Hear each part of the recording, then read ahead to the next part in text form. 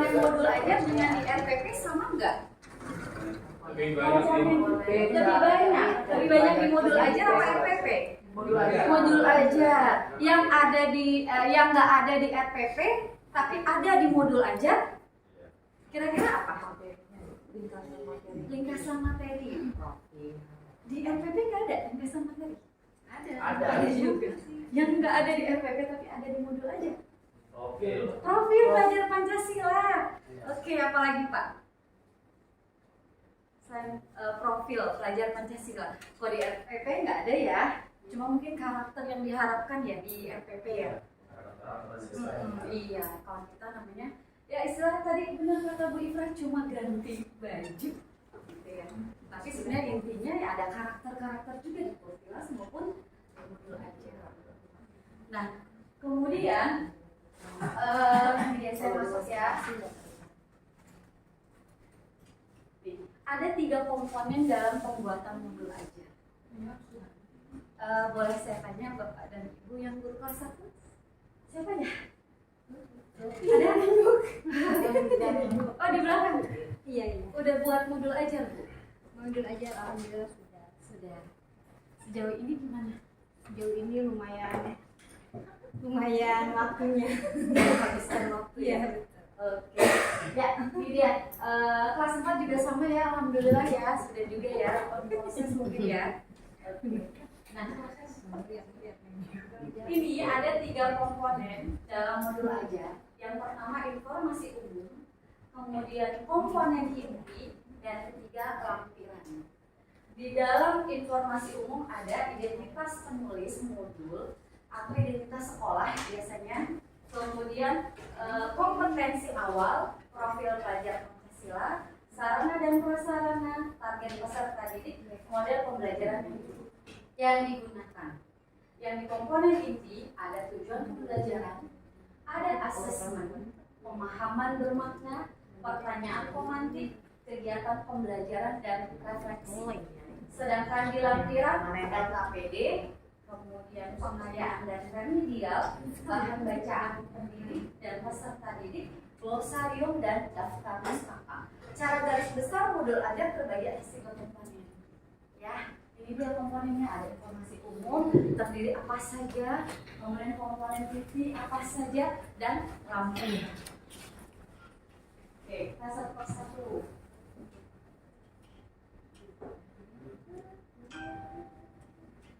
Ya, identitas modul ya. Berisi apa aja identitas modul? Nama sekolah, institusi, penyusun, tahun atau tanggal mungkin ya, dibuatnya kapan, jenjang sekolahnya apakah SD, apakah SMP, ataupun SMA, ataupun mungkin SMK. Kemudian kelasnya kelas berapa yang dibuat, buat kelas berapa. Kemudian alokasi waktu, berapa alokasi waktu untuk modul yang Bapak dan Ibu sudah buat. Ya, ini mah cara garis umum nggak masalah ya, kalau semua. Oke. Kemudian kompetensi awal. Sebelum saya masuk kompetensi awal, Ibu kelas 1 boleh tanya Bu, apa yang Ibu ketahui tentang kompetensi awal? Kompetensi awal. Kan udah nih kita nyusun nama sekolahnya, mata pelajarannya apa, gitu. Kemudian elemennya apa gitu ya, alokasi waktunya berapa JP, kemudian ada kompetensi awal bagian pertamanya, Tujuan pembelajaran. kompetensi awal, tujuan pembelajaran. Ada yang mau ada lagi kompetensi awal, kemampuan dasar yang harus dimiliki anak sebelum belajar topik yang mau kita sampaikan. Jadi kayak bekal ya, kayak bekalnya dia akan mau belajar ini, persiapannya dia akan yang udah dia punya siapa. Jadi kemampuan yang sudah dimiliki, ya kemampuan sebelum kita ngajarin apa kita belum nih, oh dia udah basicnya udah tahu nih, kayak bekalnya apa nih.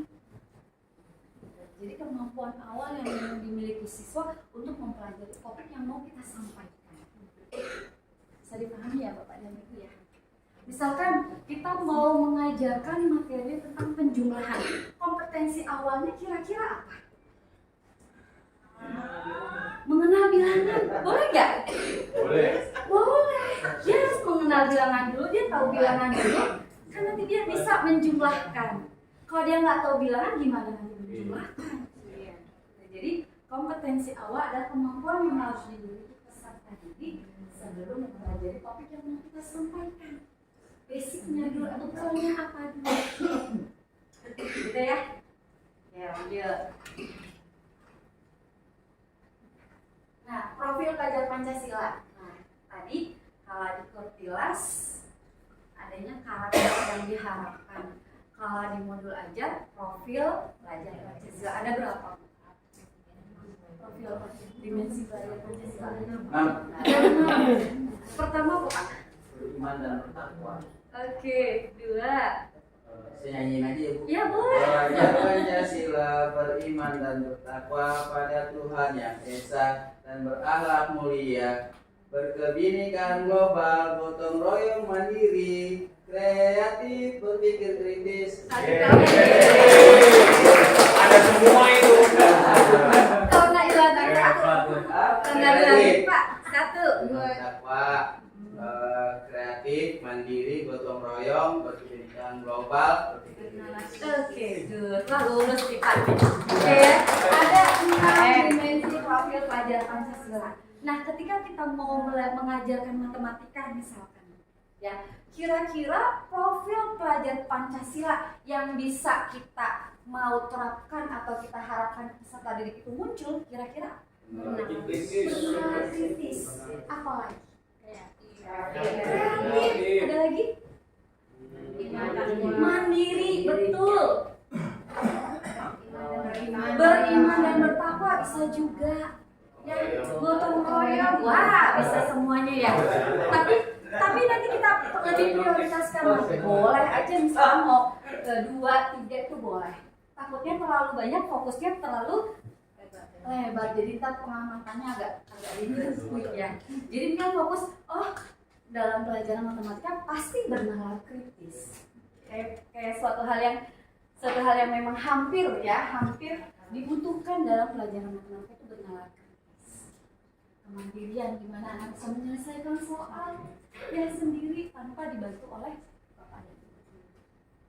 Nah, profil itu yang kita masukkan nanti. Ya.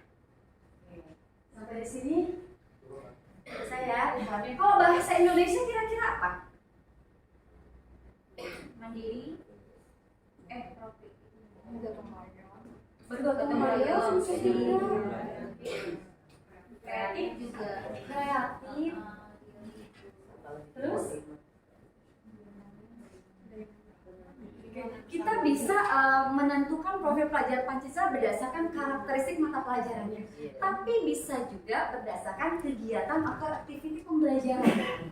Ketika memang pada saat itu kita merancang pembelajaran itu diskusi, berarti di situ ada gotong royong, ya, ada gotong royong. Kemudian ketika dia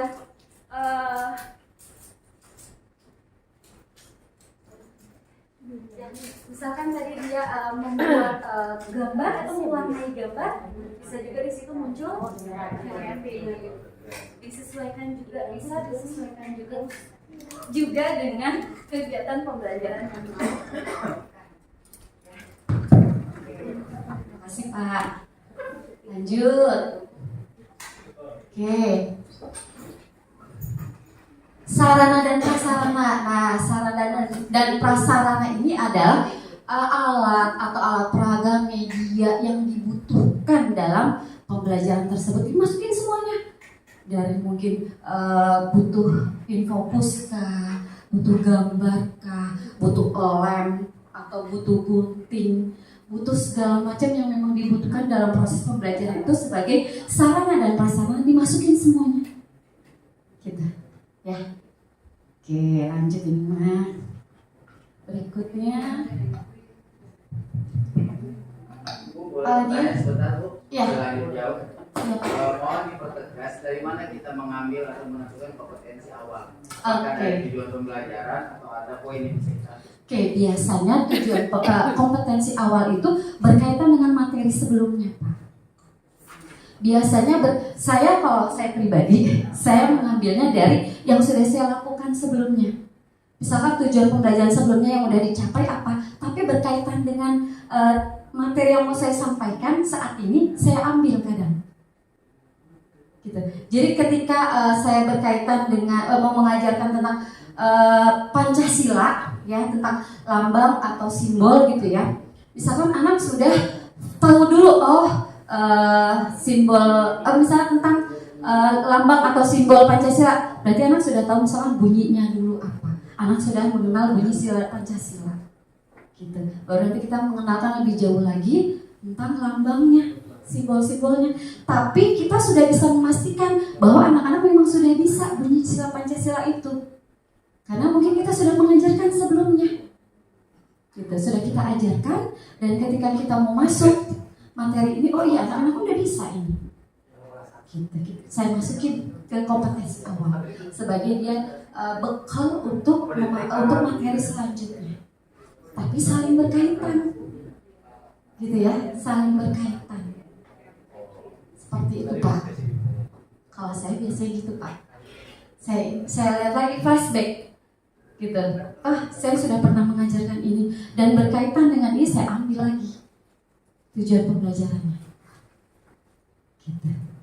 Selanjutnya kita ke target. Nah, target peserta didik itu ada yang reguler atau tipikal umum, kemudian yang berkesulitan belajar, serta yang pencapaian tingkat tinggi. Nah, biasanya umumnya kita pakai yang apa nih, Pak, Bu? Reguler ya? Reguler ya, cara umumnya reguler ya, tipikal umum atau reguler. Biasanya kita mengambil yang target yang atas. Kalau yang target yang hoax atau tingkat tinggi, mungkin kita ada sekolah kelas unggulan mungkin ya. Kelas unggulan, kelas yang memang pilihan, ya, anaknya memang pintar-pintar, bisa targetnya yang itu. Tapi kalau kita umum seperti ini, berarti tipikal umum. Gitu. Selanjutnya model. Nah, model pembelajaran ini ada tatap muka, kemudian daring dan luring. Kalau daring kan apa, Bu? Kalau daring kita online ya. Luring, iya luring tatap muka. Sekarang kan kita udah luring ya, sudah 100% ya, udah enggak, mudah-mudahan enggak balik lagi. Nggak balik lagi daring, nggak balik lagi luring, nggak balik lagi online. Lebih enak mana, Bu? Langsung ya, tatap muka bisa langsung kena ke anak gitu ya. Kalau kita online kan, ya kita lihatnya dari layar laptop gitu kan. Kita mau pembinaan secara pribadi agak susah. Ya, tapi kalau kita langsung kan kita masuk, tunggu nak diam di sini, jam pulang dulu ya. Kita ngerjain ini dulu ya. Gitu. Enak kita tahannya. Tapi kalau udah di rumah cara daring agak terbatas, kita mau pembinaan atau melakukan pembelajarannya lebih detail lagi. Oke. Tujuan pembelajaran. Nah, ketika Ibu Bapak menganalisis CP, kan Bapak dan Ibu tahapannya analisis CP dulu kan ya. Terus ada beberapa TP, kemudian menyusunnya jadi ATP. Nah, TP yang sudah Ibu buat itu ambillah, dibuatlah modul ajarnya. Mau berapa TP nih yang aku mau? Misalkan 2 JP, kira-kira TP-nya yang bisa aku capai berapa ya? 2 kah? 3 kah? 4 kah? Memungkinkan nggak dengan alokasi waktunya? Jadi TP yang nanti Ibu tulis di modul ajar, dilihat juga alokasi waktunya. Kira-kira aku capai, bisa nggak kecapai semua ya? Gitu. Jadi disesuaikan dengan alokasi waktu yang Ibu ambil. Gitu. Jangan sampai TP-nya banyak tapi waktunya terbatas. Takutnya malah nggak kesampaian semua TP-nya. Ya, jadi TP-nya Ibu ambil dari ATP ya. Kalau ATP kan udah disusun berdasarkan urutan ya, dari yang awal sampai atau yang termudah sampai yang tersulit. Nah, dari situ aja diambil. oh ini yang saya mau ambil dulu. Oke, saya buat modul ajar, tandain, udah. Oke, nanti next berikutnya apa perlu pengulangan apa enggak ya? Gitu. Nanti bisa terlihat dari asesmen. Oh, perlu pengulangan misalkan. Boleh nggak TP-nya itu lagi? Dibuat lagi modul ajar? Boleh. Kalau dirasa memang dibutuhkan lagi ternyata belum sukses nih misalkan. Anak-anak masih mungkin banyak yang belum paham, belum ngerti. Perlu saya ulang nih. Boleh dibuat lagi, TP-nya dibuat sama nggak apa-apa mungkin, tapi evaluasi buat guru, refleksi buat guru. Kenapa ya kok anak-anak belum paham ya? Apakah metode aku, bahan peraganya, alat peraganya yang memang harus diubah? Nah, itu dipikirkan. Kalau tetap sama, metodenya sama, semuanya sama, TP-nya sama, nanti nggak ada perubahan. Ya, bisa dibuat lagi dengan TP yang sama, mungkin kegiatan pembelajarannya bisa lebih dibedain atau divariasikan. Gitu. Disesuaikan dengan kebutuhan kelas Bapak dan Ibu. Karena waktu ini kan kita yang ngatur sendiri ya, Bapak dan Ibu ya. Jadi kita diberikan kebebasan untuk mengatur alokasi waktu itu dalam pembelajaran. Ya, kapan harus lanjut, kapan harus diulang, mungkin dengan metode yang berbeda. Oh, emang oke lanjut. Kayak gitu. Tapi belum tentu sama ya Bu kalau kita paralel nih. Ya, belum tentu sama. Iya, bisa beda karena anak-anaknya juga beda, betul Pak. Karakteristik anak-anak di kelas saya sama kelas teman saya beda. Saya belum bisa lanjut, teman saya bisa lanjut, ya udah, nggak apa-apa, iya. Karena memang karakteristik anak di tempat saya mungkin kebanyakan yang mohon maaf mungkin agak low gitu ya. Dia mah pintar-pintar gitu kan. Gitu. Jadi walaupun kita paralel ya, yang penting kita ketika penyusunan kayak ATP kita ininya sama nih gitu. Tapi untuk pengaturan waktunya diberikan kebebasan kepada guru kelas. Tapi diperhitungkan juga dengan waktu yang tersedia nanti sampai akhir ya. Kecandak apa enggak nih? Maksudnya keburu enggak nih? Gitu. Ya, diatur. Oke. Maaf, saya potong ya. Saya sebetulnya Ya Pak. TP-nya ada 4 nih. Karena beliau mungkin TP-nya ada 4. Ya. Karena tidak semua anak saya itu semuanya pandai. Mungkin 1/3 itu tidak masuk kelompok. Nah, sehingga kalau yang 4 itu 3/4-nya tercapai karena ada sisa tuh. Yang 1/3-nya. Cara pengulangannya gimana sih ya? Kalau saya gini Pak, jadi kalau saya kira-kira ketika saya tahunya dari asesmen ya Pak ya. Dari asesmen ketika mencapai 70% atau 75% ke atas gitu kan, mungkin ada 1-2 anak yang memang kurang ya, gak bisa. Saya biasanya pribadi, iya, saya individu karena kalau diulang lagi mayoritas sudah bisa, kadang cenderung bosen. Kadang saya suka tahu nih hasil asesmen, ini dia anak ini. Ya udah, saya kadang suka saya tahan, pulangnya saya kasih lagi. Iya, tambahan. Iya, saya melakukan itu. Iya, saya melakukan itu. Kelas saya. Jadi pulang sekolah. Jadi kasih jam tambahan mungkin jam lebih. Iya, tapi memang ya betul, konfirmasi dulu dengan orang tua. Ada datanya. Berpikir kreatif, kritis.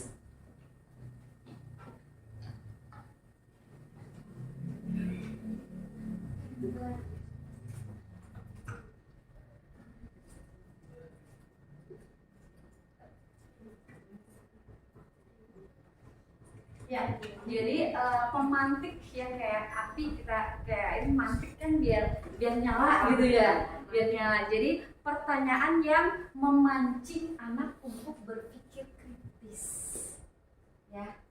pertanyaan yang memang jadi rasa keingintahuan anak itu muncul.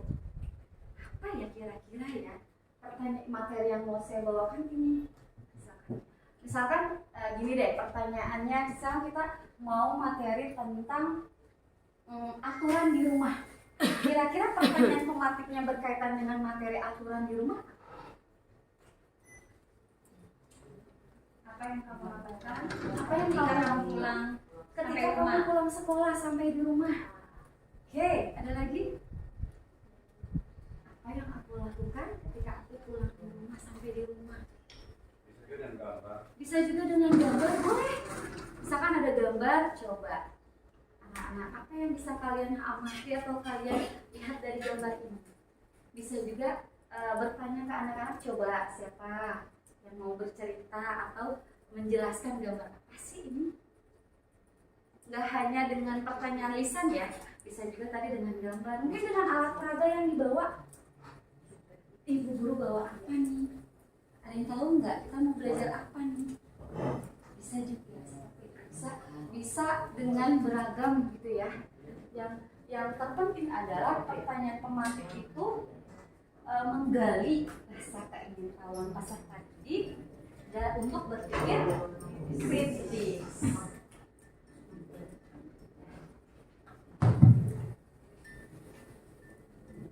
Kemudian pertanyaan pematik udah. Nah, oh ada yang terlewat. Pemahaman bermakna. Sama nggak dengan pertanyaan pematik? Pak Bu, sama nggak? Pemahaman bermakna sama pertanyaan pemantik. Beda ya, bedanya di mana Pak? Kalau pemahaman bermakna tuh istilahnya kan kalau istilah saya tuh kayak outputnya gitu. Oke, outputnya betul. Setelah belajar ini anak-anak apa sih yang manfaatnya buat anak gitu ya? Output dari belajar yang udah kita lakukan ya, manfaatnya buat anak apa? Gitu. Misalkan kita belajar tentang aturan, mungkin manfaatnya apa kira-kira pemahaman bermakna? Anak mungkin bisa disiplin, betul. Disiplin, menjadi lebih disiplin, mengetahui aturan yang harus dilakukan. Gitu. Jadi manfaatnya yang diperoleh peserta didik setelah belajar apa yang kita sampaikan, manfaat yang diterima oleh peserta didik. Ya, manfaatnya. Tadi pertanyaan pemantik kan pertanyaan atau stimulus untuk merangsang, menggali rasa keingintahuan. Kalau pemahaman bermakna, setelah belajar ini kira-kira anak bisa dapat apa ya, atau manfaatnya buat dia apa dalam kehidupan sehari-hari ya. Misalkan tentang uang, oh dia bisa melakukan jual beli, mungkin dia ngerti, dia belanja, dia tahu menghitung kembalian, gitu. Bisa dipahami Pak Bu? Bisa ya? Oke, lewat ini. Kemudian pertanyaan pemantik udah. Nah, kegiatan pembelajaran ini dari tujuan yang udah kita buat atau kita mau kita capai, kita realisasinya di kegiatan pembelajaran. Apa aja sih kegiatan pembelajarannya? Ya, ada kegiatan awal, kegiatan atau pendahuluan, kemudian inti dan penutup. Kalau pendahuluan biasanya berupa persepsi, mengabsen, berdoa, ice breaking gitu ya. Nah, kegiatan intinya nih Bapak dan Ibu mau merancang seperti apa pembelajarannya? Tujuan pembelajarannya ini nih, mau dirancang seperti apa? Oh, saya mau ngadain diskusi, boleh. Oh, saya mau anak-anak nonton, kemudian abis itu keluar kelas melakukan pengamatan, boleh. Gitu. Tapi tujuan pembelajaran harus terinclude di dalam kegiatan pembelajarannya, terlihat. Gitu. Jadi apa yang mau kita capai tujuan pembelajaran itu kita lakukan di kegiatannya.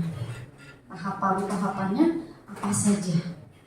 Ya, mau bernyanyi dulu kah, terus pengamatan gambar kah, atau menonton dulu kah, tanya jawab kah, gitu. Nah, usahakan dalam kegiatan pembelajaran membuat siswa aktif, senang, semangat, karena student center. Gitu. Berarti Bapak dan Ibu guru harus memikirkan ya, kira-kira kegiatan pembelajaran yang bisa mengakomodir peserta didik untuk aktif apa aja ya? Kira-kira ngapain ya? Kita dengan tujuan pembelajaran yang mau saya capai ini. Jadi memang betul nggak bisa dadakan. Saya mau ngajar matematika, baru hari ini saya mau ngajar matematika, baru saya buka bukunya. Saya baru mau lihat materinya tentang apa ya.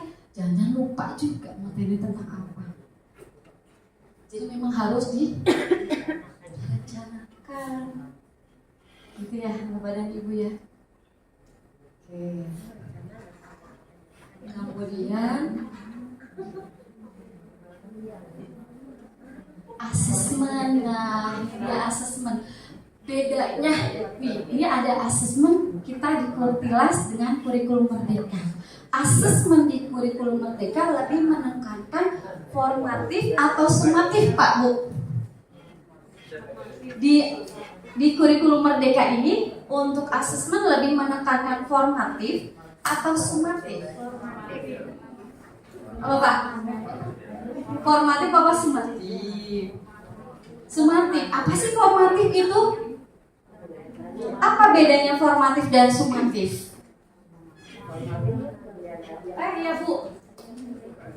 Formatif penilaian harian. Penilaian harian Kalau sumatif udah per semester. Per semester. Ada lagi Pak Bu? Apa bedanya formatif dengan sumatif? Ayo Bu. Ayo, nggak ada yang salah. Kalau sumatif itu kayak dulu namanya PH ya, penilaian harian ujian tertulis. Tapi kalau formatif itu lebih ke proses anak-anak gitu. Good Bu, betul banget. Iya. Ibu Rosi sama Ibu Laura. Nah, apa yang disampaikan Ibu Rosi sama Ibu Laura betul ya. Jadi dalam kurikulum Merdeka ini kita lebih menekankan formatif atau sumatif. Apa Pak? Kalau tadi formatif itu kan harian-harian kita, proses kita dalam pembelajaran. Sumatif itu ulangan harian, PTS atau PAS gitu ya. Nah, lebih menekankan formatif apa sumatif? Formatif ya. Jadi memang dalam kurikulum Merdeka ini lebih menitik beratkan asesmen formatif daripada sumatifnya. Jadi prosesnya yang dibanyakin Pak dalam kegiatan pembelajaran itu ya daripada sumatifnya. Apa nih kira-kira hari ini kita asesmennya dengan materi ini? Asesmennya apa lagi nih? Asesmen itu bisa berupa apa saja? Apakah hanya tes tulis? Tes tulis aja Bu? Lisan bisa, tulis bisa, praktek bisa, atau performance ya? Apa lagi Pak Bu?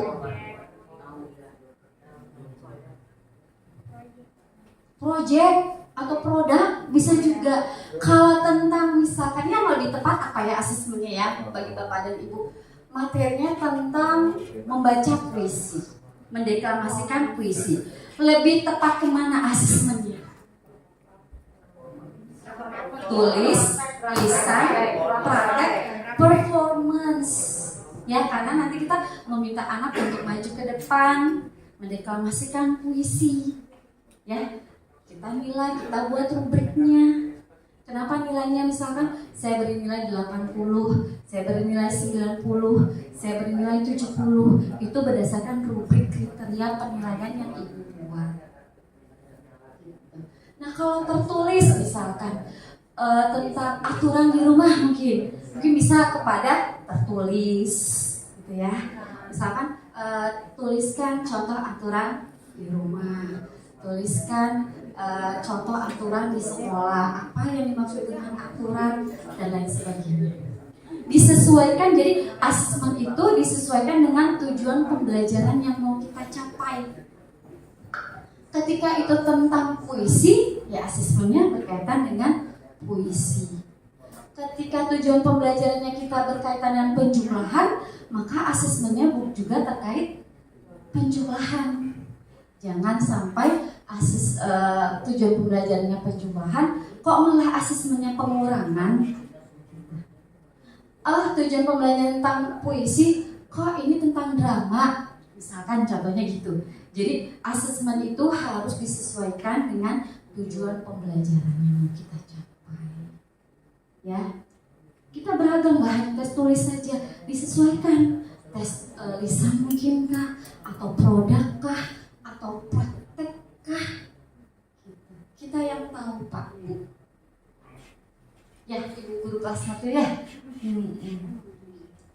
Bahasa kita lebih banyak mungkin membaca ya, anak-anak ya. Ayo baca sini. Gitu.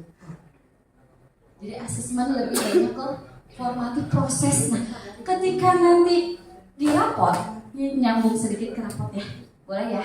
Raport.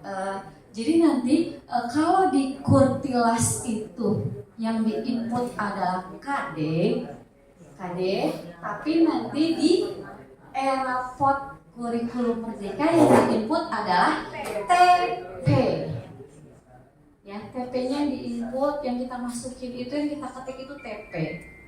Baru nanti kita masukin, ada berapa TP yang mau kita masukkan ke tadi input. Terus ada sumatif lingkup materi, ada sumatif akhir semester, ada tiga item. Formatif, sumatif lingkup materi, dan sumatif akhir semester. Nanti dari nilai-nilai itu yang udah kita input di rata-rata, itulah yang muncul satu nilai dari hasil rata-rata. Deskripsinya secara otomatis itu muncul dari sistem ketika kita menginput TP. Tapi yang perlu diketahui, yang muncul di deskripsi itu ada nilai tertingginya yang kuat dan lemah. Muncul. Kita nggak mengatur itu tuh. Kita masukin TP, kita input nilai, muncul dengan sendiri. Kayak di Kurtilas mungkin ya. Ya, Kurtilas muncul deskripsi juga kan?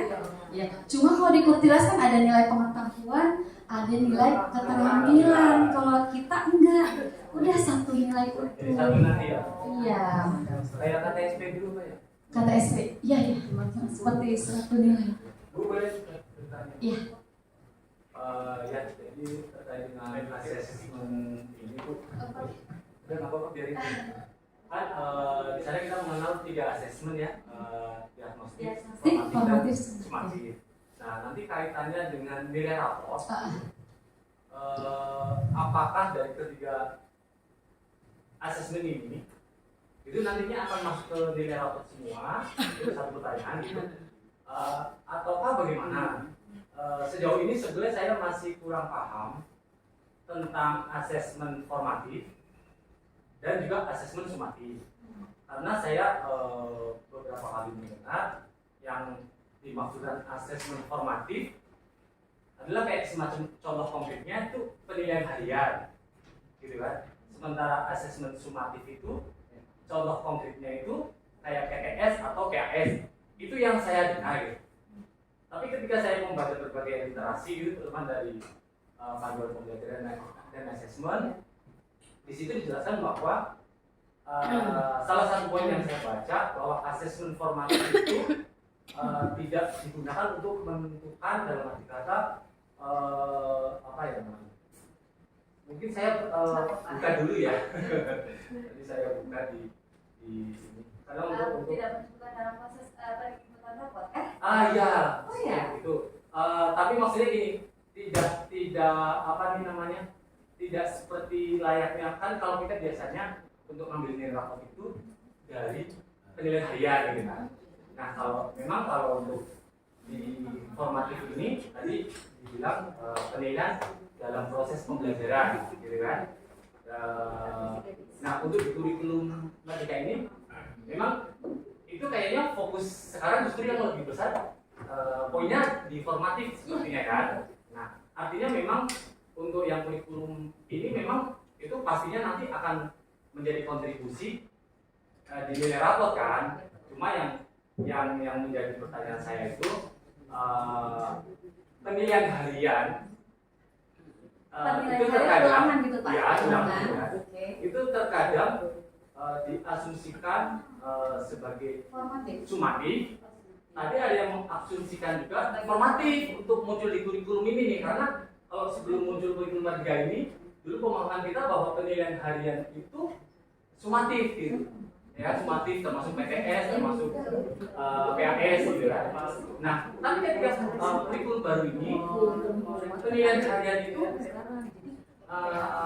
mungkin aku juga takutnya salah nangkep juga ya, makanya Gak apa-apa Pak, sharing kita Pak. mencari Sharing. berbagai sumber gitu bahwa penilaian harian itu kok dianggap kok dianggap formatif gitu loh. Tapi penilaian harian yang kalau kita ulangan loh ya, bukan penilaian yang proses pembelajaran itu gitu. Gitu.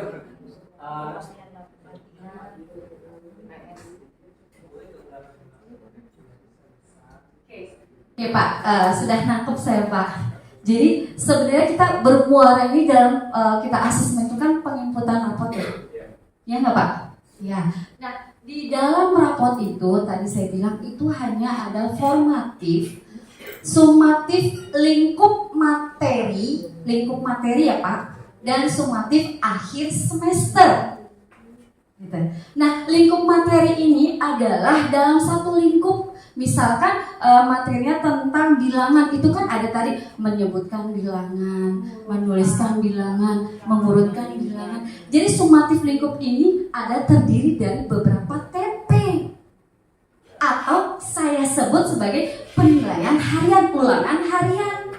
Gitu. Itu sumatif ya. Itu sumatif lingkup materi. Jadi nanti ada sumatif lingkup materi, ada sumatif akhir semester, ada formatif. Diagnostik nggak masuk ke dalam penginputan rapor. Yang masuk adalah formatif, sumatif lingkup materi, dan sumatif akhir semester. Nah,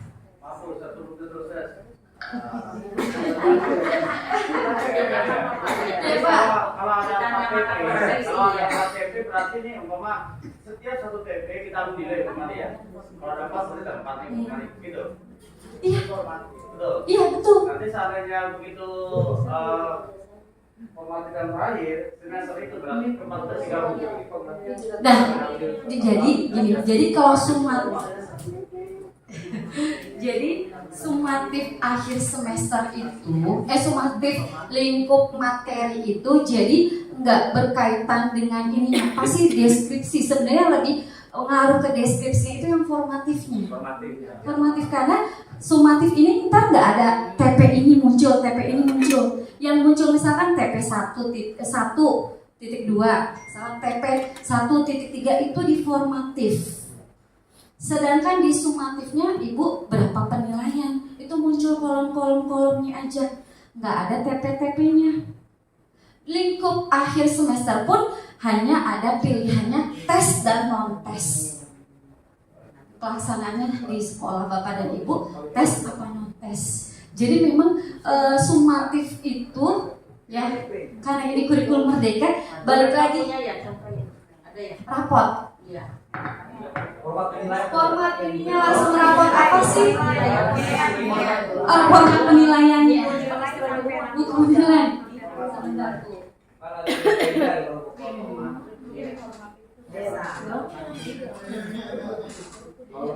Kalau sekolah kami buatnya seperti ini Pak. Sebentar. Sama. Bukan notif.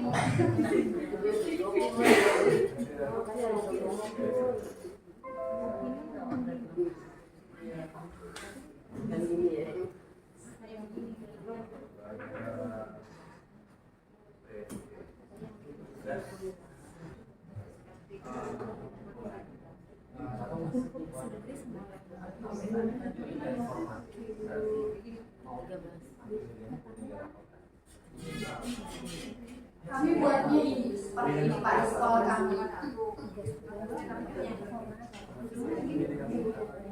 Ya, ini daftar nilai, kemudian mata pelajarannya apa, semesternya 1 atau 2, kelasnya kelas berapa, kemudian nomor, nama siswa, laki perempuan, kemudian di sini ada formatif, sumatif lingkup materi. Ini sumatif tengah semester dan sumatif akhir semester, ya. Gitu. Tapi nanti pada penginputannya ini kami akan bagi 2 karena hanya ada kolom satu kolom akhir ya, sumatif akhir semester, dan itu cuma ada tes dan non tes aja. Pelaksanaannya apakah di sekolah Bapak tes atau non tes? Pilih itu Bu ya? Iya, iya, milih. Dan kami pas waktu kemarin penginputan rapat kami milihnya yang tes. Karena memang kami melakukan ujian lah ya, ujian. Nah seperti ini Pak, simpel ya. Itu boleh tanya lanjutan kayak dulu. Mirip kayak dulu. Iya. Itu boleh tanya lagi. Jadi menyimak dari format penilaian tadi itu ada nilai formatif 1, 2, 3, dan 4 dan seterusnya. Itu artinya misalnya formatif 1 nih. Itu apakah yang dimaksudkan di situ PH 1 gitu? Apakah seperti itu atau bukan? Bukan Pak, bukan. Nah, iya. Jadi Bentuknya formatifnya gimana? formatif. Ya, jadi kalau bukan PH gimana nih konkretnya? Jadi baik Pak. Jadi formatif itu kan tadi penilaiannya bisa tertulis, bisa lisan, bisa praktek, bisa produk, tidak performance, tidak harus selalu tes tertulis. Nah itu berdasarkan TP yang kita ambil. Nah sedangkan kita misalkan TP-nya bisa ada berapa nih penilaian formatifnya, bisa ada 5 ya, atau 6 atau 7 tergantung TP yang dibuatkan Bapak dan Ibu ya pas waktu penyusunan ATP. Nah sumatif lingkup materi misalkan ini saya untuk bilangan saya ngambilnya ada 3 TP nih. Ini tentang bilangan. Tapi 1, 2, 3 ini saya ujikan jadi 1 lingkup materi.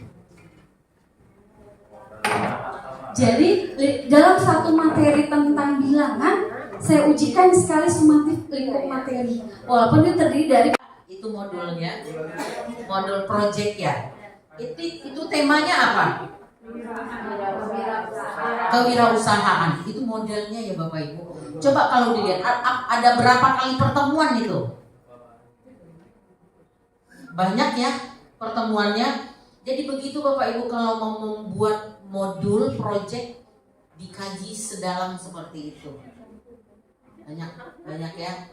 Oke. Nah itu sekarang Bapak Ibu itu anggaplah sudah punya, tinggal mempelajari.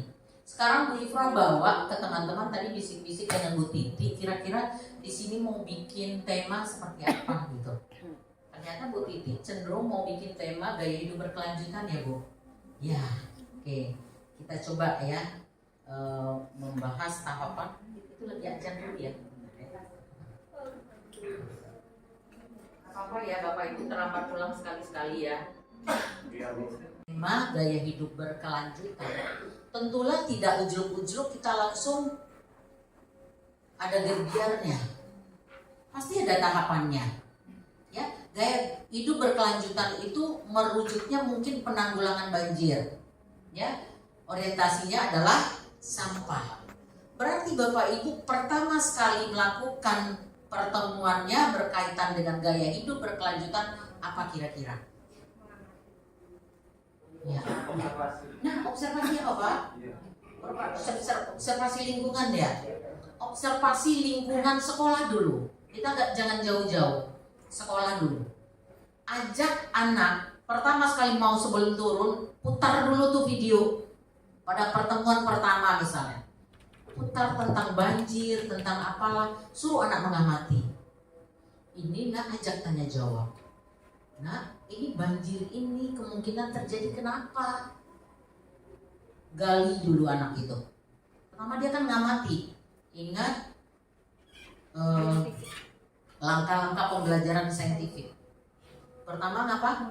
Ngamati. Yang kedua menanyakan. Setelah menanyakan, mencoba atau mengumpulkan informasi. Setelah mengumpulkan informasi, ya, kemudian apa lagi? Mengkomunikasi, mengkonfirmasi, mengasosiasi. Setelah mengasosiasi, kemudian baru mengkomunikasi. Tahapan pertama, pada saat mengamati, apa yang akan diamati oleh anak-anak? Bisa video? Bisa. Ya. Videonya tentang apa kira-kira? Tentang fenomena alam. Karena sampah, pasti Bapak Ibu carilah video yang kira-kira mendekati ke arah situ. Sehingga akhir ujung-ujungnya timbullah banjir. Gali semua. Tanya, suruh anak-anak mengamati. Kemudian suruh anak bertanya. Boleh nggak Bapak Ibu juga bertanya? Boleh. Setelah terjadi itu pertanyaan, kemudian anak-anak disuruh mengapa lagi? Ya, ini penyebabnya apa? Gali itu semua.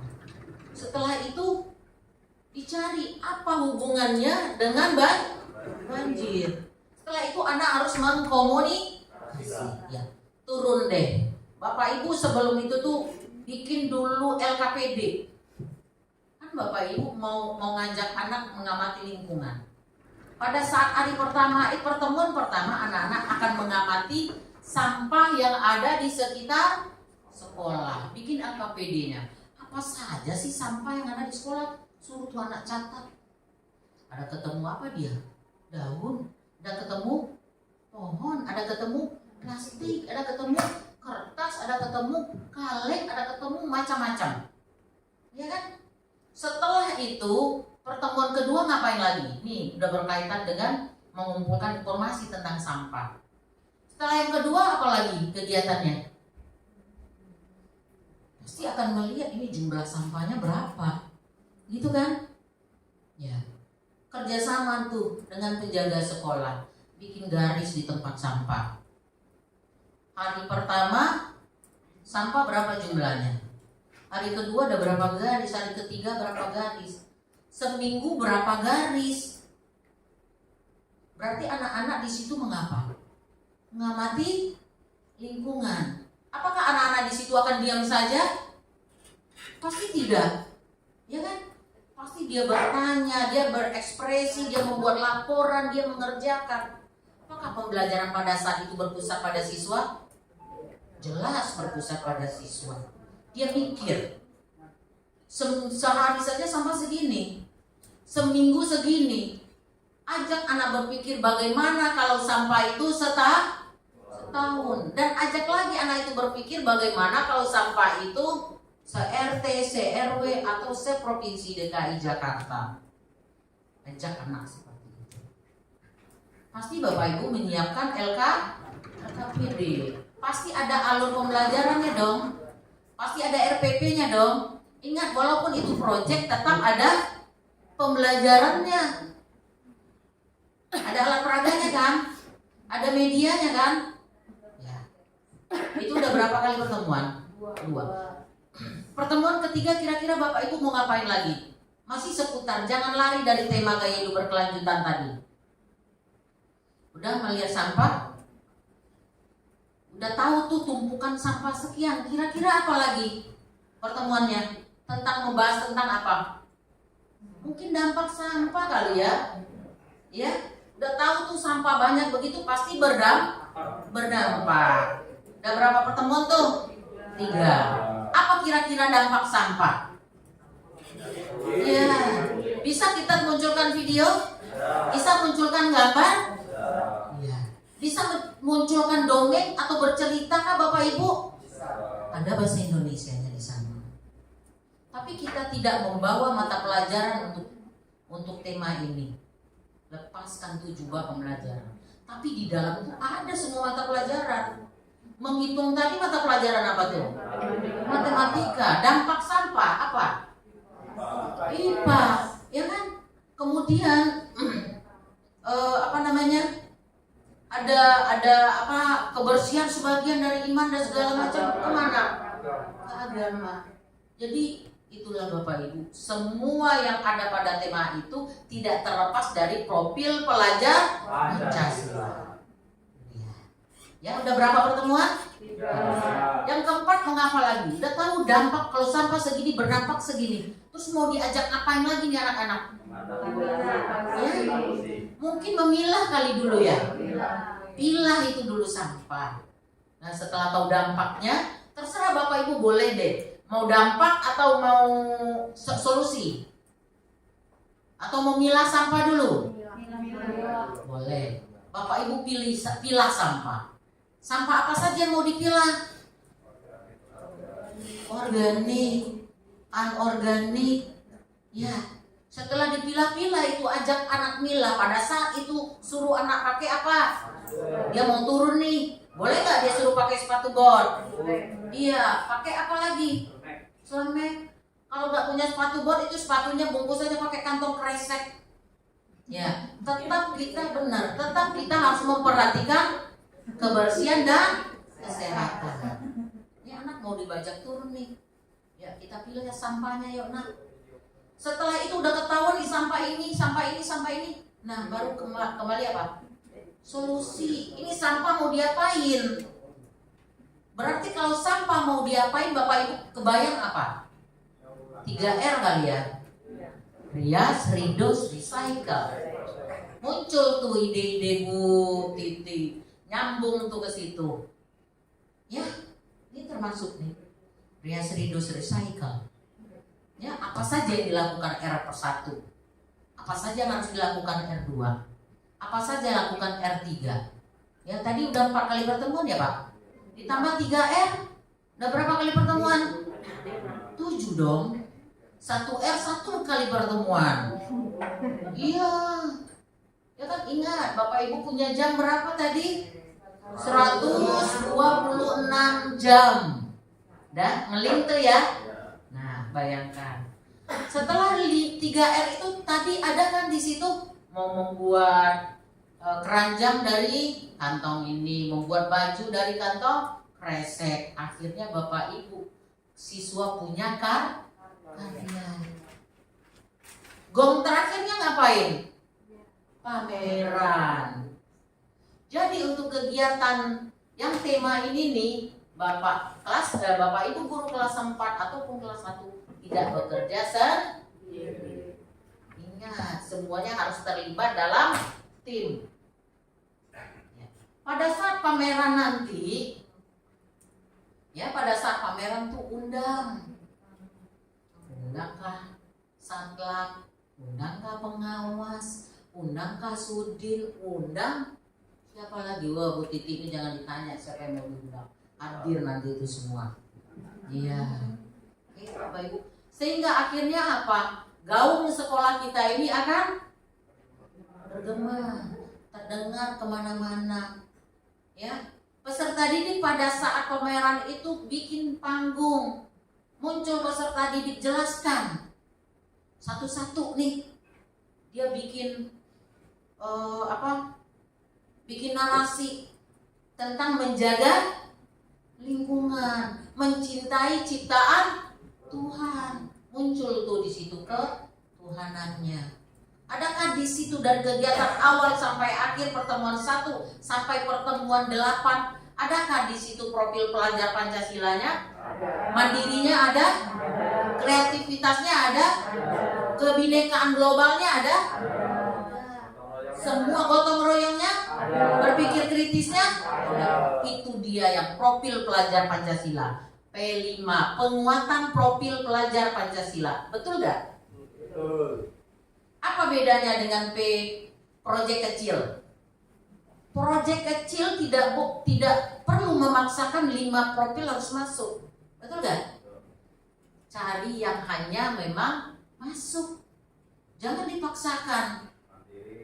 Ya, mungkin mungkin kayak matematika tadi yang dibahas, mungkin di situ hanya bisa bernalar kritis, hanya bisa di situ mandiri, ya udah itu saja. Jangan paksakan ketuhanan masuk ke matematika.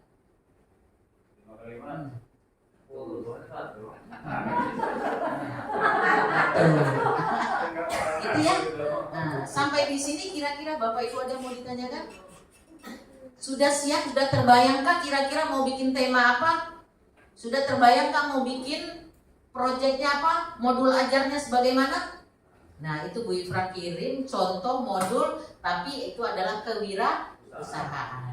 Nah, sekarang saya tanya penilaiannya gimana Bu? Nah, penilaiannya ada. Ada. Ada formatnya ya Bu. Ada rapornya juga. Di lepas dua ya rapor. Iya, ada rapor berkaitan dengan proyek, ada rapor berkaitan dengan mata pelajaran intrakurikuler. Iya, ada inputannya juga. Jadi kalau teman-teman pun capek, tapi tambahin. Ingat Bapak Ibu ya, kita ya. Jadi capek sekarang itu pasti ada hasilnya.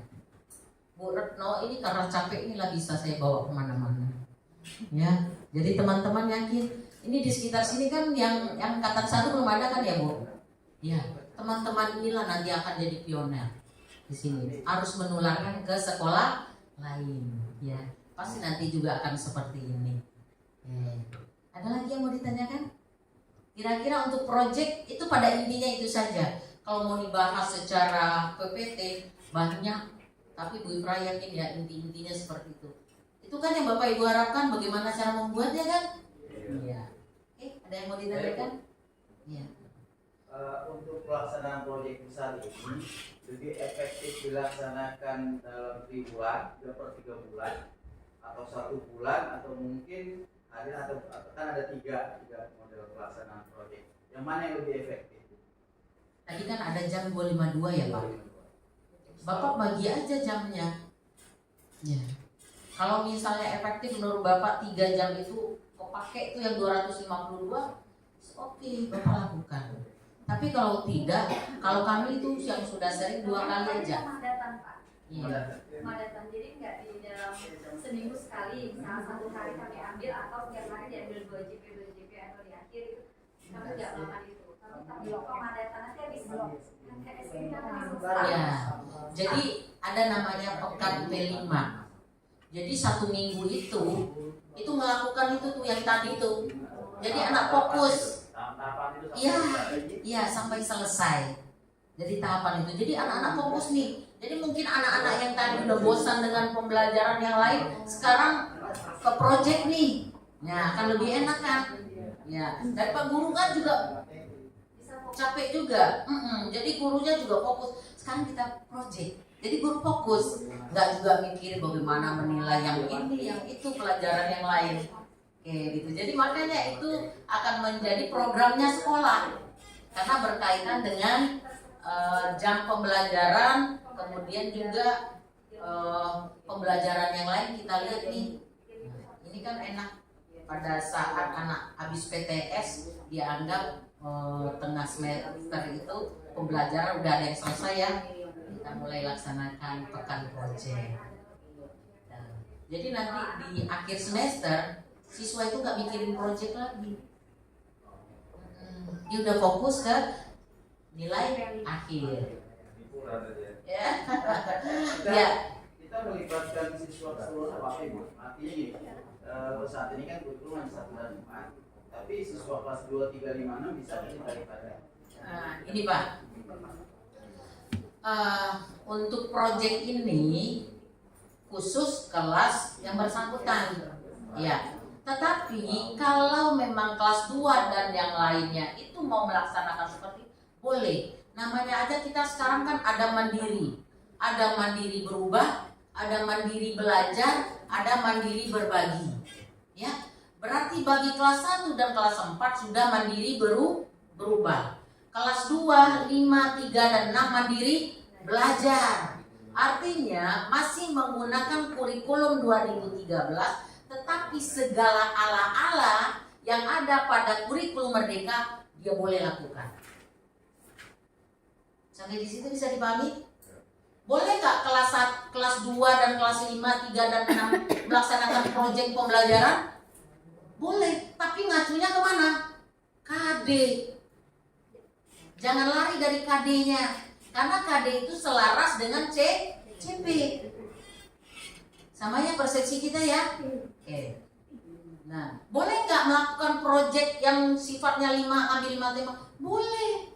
Dia lakukan juga sesuai dengan kelasnya masing-masing, tapi jangan pada penampilan kelas 4 ada kelas 2 masuk ke situ, ada kelas 3 masuk ke situ, nggak boleh. Kita fokus dengan kelas itu supaya apa? Supaya mengkoordinirnya lebih jelas. Jadi guru kelas 2, kelas 5 boleh bikin juga proyeknya. Kita mau bikin proyek apa ya? Cuman nanti hari-harinya biar tidak bentrok, mungkin per fase nih. Bisa saja. Ya, tentukan harinya. Makanya proyek itu dari tahun awal pembelajaran itu sudah mulai dibentuk. Sampai di sini bisa dipahami ya Bapak Ibu ya. Ya, jadi terang ya. Oke, ada lagi yang mau ditanyakan? Makin terang apa makin bingung Bapak Ibu? Terang. Kemarin abu-abu. Kemarin abu-abu ya. Ya benar. Karena memang yang kita sampaikan itu adalah apa yang sudah kita lakukan. Ada lagi yang mau ditanyakan? Mau tanya Bu, tapi tentang modul. Oh iya, silakan Pak. Ya, di modul itu kan ada katanya di situ kan ada kelas reguler. Terus bagaimana di kelas itu yang bukan ada anak yang bukan reguler? ABK. ABK. Iya. Apakah dia punya modul bebas? Ini Pak, layaknya begitu. Tapi Bapak kuat nggak bikinnya? Iya kan? Iya, ya. Karena apa? Siswa ABK itu yang kita turunkan itu dia tetap contoh gini. Bilangan Caca sampai 100. Kalau anak siswa normal lainnya mungkin Bapak Ibu tahap awal sampai 10. Anak ABK 1 sampai 3. Turunkan ininya. Nah, contoh misalnya KKM. Kita tidak menurunkan KKM, tapi menurunkan apa? Indikator. Bisa? Nah, gitu. Jadi kita tidak menurunkan tujuan tidak menurunkan tujuan pembelajarannya, tapi pada saat itu tujuan pembelajaran yang mana dia sampai mana. Contoh misal ke PKN 5 Pancasila, dia 1 aja hafal udah syukur. Nah gitu, tetapi tidak lari dari CP. Nah, TP-nya selaras, tapi cuma diturunkan.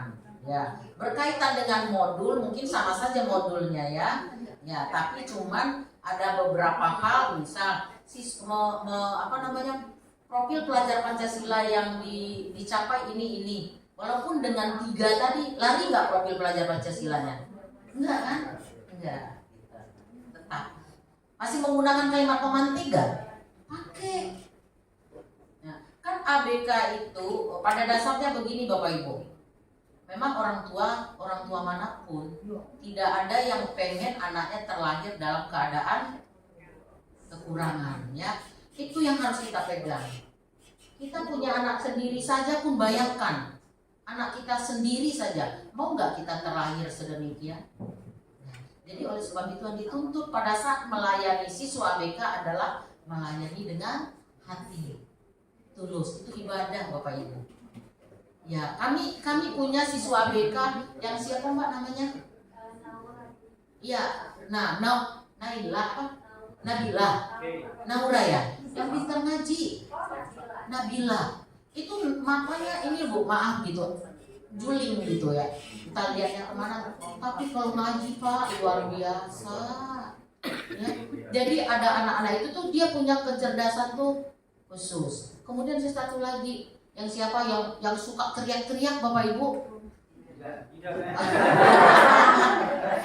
Yang dia berdiri pertama muridnya Bu Kartini waktu itu. Ya, jadi dia itu Bapak Ibu ABK suka teriak-teriak. Kadang lari ke atas sambil bawa nanti gurunya hilang nyari kemana-mana. Tapi pintar ternyata. Lama-kelamaan tuh dia senang itu barisnya itu paling depan. Ya, barisnya paling depan. ternyata dia itu menyimak apa yang pidato kepala sekolah pagi-pagi tuh, kemudian guru melakukan pembinaan pembiasaan, dia nangkap. Terus pada saat kita tanya, ayo siapa yang mau memimpin doa, tunjuk tangan dia. Tunjuk tangan di depan, dia baca assalamualaikum, mimpin doa, kemudian dia lanjutkan, dia pidato. Dia tangkap semua pidato yang disampaikan oleh Bapak, Ibu Kepala Sekolah, Bu Ifra, saya hormati, Bu Guru saya, Bu Pini yang saya sayangi, gitu-gitu. Pintar, jadi saya rekam, ingat gak? Saya bikin videonya, saya foto gitu. Karena apa? Banyak memang guru-guru dan teman-teman yang itu mengeluh dengan anak ABK. Saya kasihan gitu, ya. Pokoknya kita nggak usah memikirkan target dia mau hafal, mau apa, nggak perlu. Anak ABK itu targetnya apa? Mandiri, emosi, itu terkontrol itu ya. Kenapa kok ada anak inklusi? Kenapa Bapak Ibu? Sekolah inklusi kenapa harus ada? Kenapa kok anak itu tidak ditaruh di SLB? Kenapa?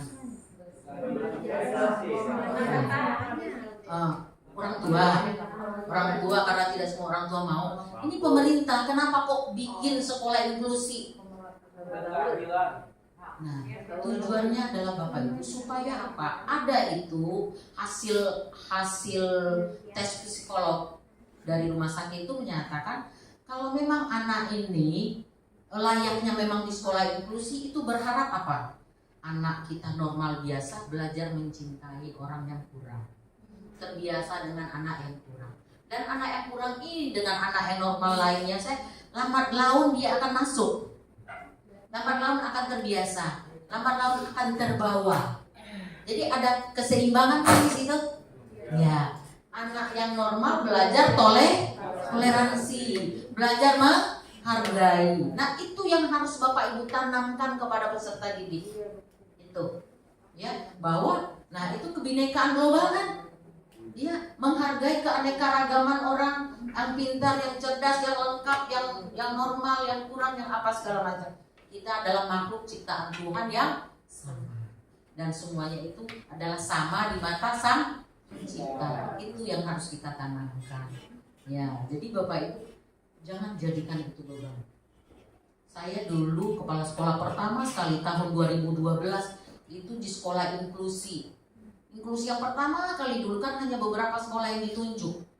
Jadi sekolah-sekolah yang lain asal dapat anak inklusi itu pindahin aja sekolah Bu Ifra. Itu tempat tampungan saya. Padahal itu kuotanya kan ada persentasenya kan. Nah, tapi karena teman-teman itu nggak mau nerima, membludak di saya. Tapi saya nggak nolak Bapak Ibu. Saya merasa itu adalah ladang amal bagi guru saya dan ladang amal bagi kepala sekolah. Iya. Nah, malah bersyukur ada namanya guru pendamping ya. Pendamping.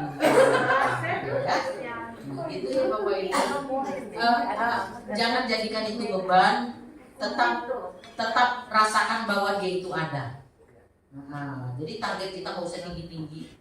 Yang penting dia, tapi yang penting komunikasi dengan orang tuanya. Kalau orang tuanya tahu anaknya segitu nuntut lebih, nah itu perlu dikasih pemahaman ke orang tuanya.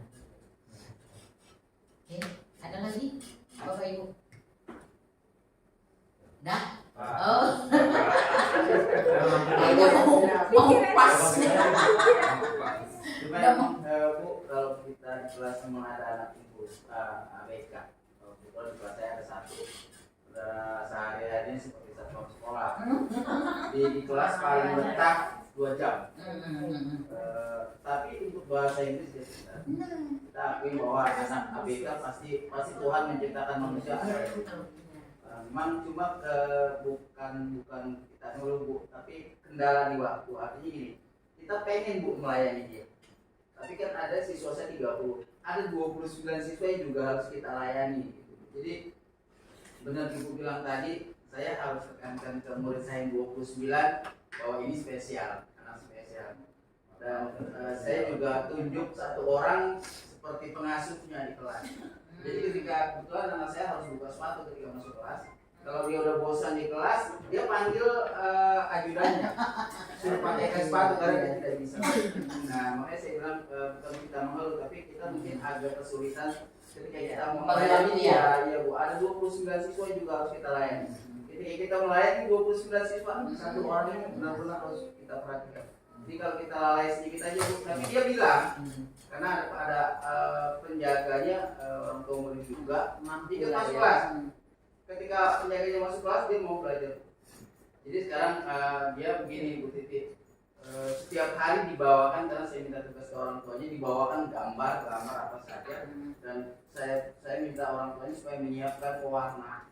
Karena dia senang dengan gambar, dan kita harus ikuti. Kalau dia ngomong apa kita ikuti.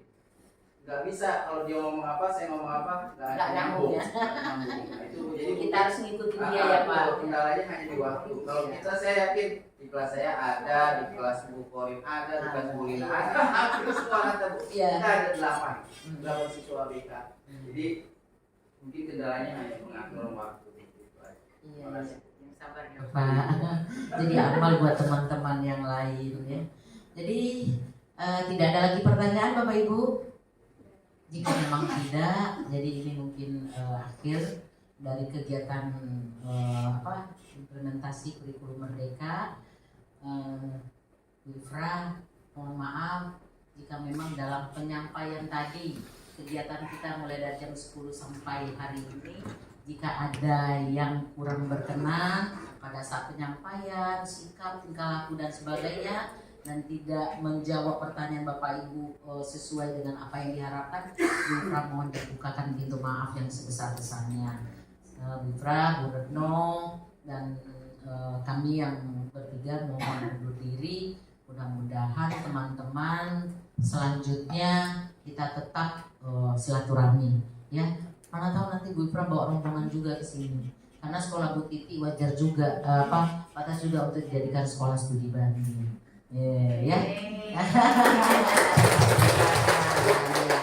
Kemarin itu dari Balikpapan studi bandingnya ke sekolah kami berkaitan dengan kurikulum merdeka. Ya. Nah, inilah plus minusnya kita ya Bu. Terima kasih semuanya. Wabillahi taufiq wal hidayah. Assalamualaikum warahmatullahi wabarakatuh.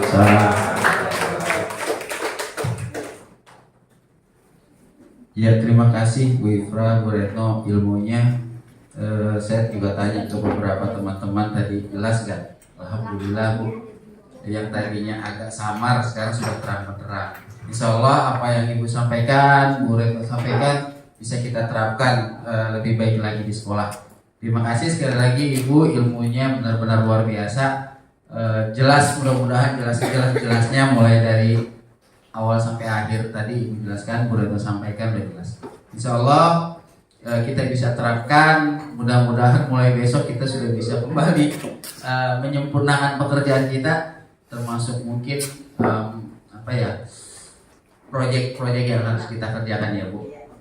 Mungkin Ibu ada yang mau disampaikan? Oh boleh. Baik, terima kasih banyak Bu Ifrah, Bu Retno, sama kakak ya yang sudah mendampingi mamanya ini sambil kuliah, luar biasa. Terima kasih atas sharing ilmunya ya.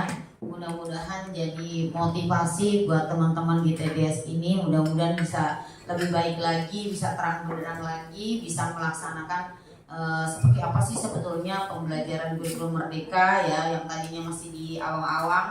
Walaupun kita sudah IHT selama 2 minggu ya, dan sudah istilahnya ayo sama-sama lihat video bareng-bareng lah ya udah sharing gitu. Tapi mudah-mudahan hari ini tercerahkan dengan pengalaman nyata. Kalau ini ya pengalaman nyata yang dilaksanakan di Pondok Kopi 02. Mudah-mudahan nanti kita juga bisa berkunjung ke Pondok Kopi 02. Pak Hendra sedang itu kasih kode ke saya, Ibu, kita berkunjung ke sana melihat pembelajarannya ya. Nanti saya izin ke pengawas, mudah-mudahan diizinkan gitu ya untuk istilahnya jam belajar kita berangkat jam 8 ke sana, berarti betul-betul melihat langsung pembelajarannya seperti apa di kelas dan manajemennya seperti apa, agar kita lebih mantap lagi ya. sama-sama Bu Ifra ya. Kalau Bu Ifra mau belajar Adiwiyata boleh ke saya. Saya belajar kurikulum merdeka sama Bu Ifra gitu ya. Nanti insya Allah untuk Adiwiyata saya bantu ya. Saya punya tim di sini yang bisa bantu sharing-sharing berkas. Kalau ibu mau lihat berkas punya TDS 01 yang waktu ke nasional juga, nanti akan saya kirim lewat Google Drive ya. Mudah-mudahan bermanfaat. Saya tidak menutupi berkas-berkas saya gitu ya, kan saya sudah dinilai ya. Jadi kalau mau diadopsi juga boleh gitu. Kalau saya seperti itu. Jadi biar semua sekolah juga menjadi sekolah Adiwiyata. Dan sharingnya Bu Ifra juga biar semua sekolah bisa melaksanakan kurikulum merdeka ini dengan sebaik-baiknya tentunya. Sekali lagi terima kasih Bu Ifra, hanya Allah yang akan membalas kebaikan Bu Ifra, Bu Retno dan kawan-kawan dan kakak ya yang sudah mendampingi mamanya.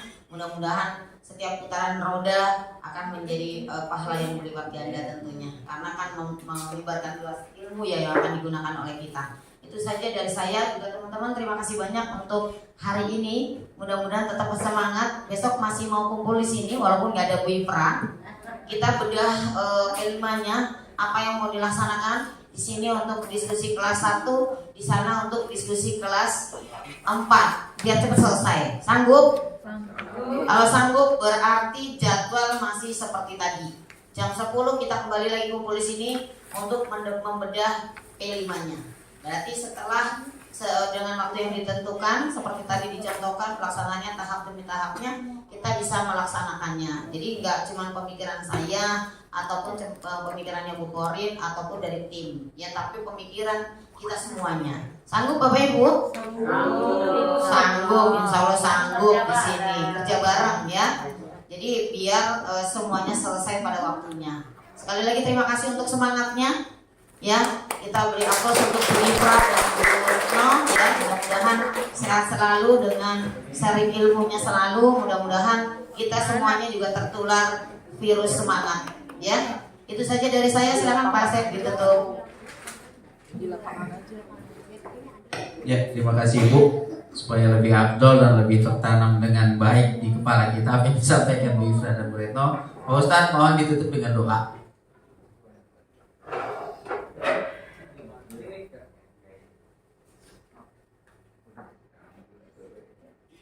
Bismillahirrahmanirrahim. Astagfirullahaladzim. Astagfirullahaladzim. Walakal hamdu walakal musta'an. Ya Allah ya Rahman, irhamna fi hadzal yaum ay fi sa'atil hadhil waqt anzil alaina bil barakah wal karamah. Ya Allah, nazzina minaz zulumati ila nur wajanifna faisha ma dhahar batan. Allahumma tawil umurana wa sahih jasadana wa hasin a'malana wa zayin akhlaqana bi akhlaqina Muhammad sallallahu alaihi wasallam. Allahumma sabitna bil quwwah was salama was sa'adah wal karamah biwasiti Muhammad sallallahu alaihi wasallam. Rabbana atina fid dunya hasanah wa fil akhirati hasanah wa qina adzabannar. Wa sallallahu ala sayyidina Muhammadin nabiyil ummi wa ala alihi wa sallam bi rahmatil arhamar rahimin walhamdulillahi alamin. Ya, terima kasih Pak Ustadz. Demikian Ibu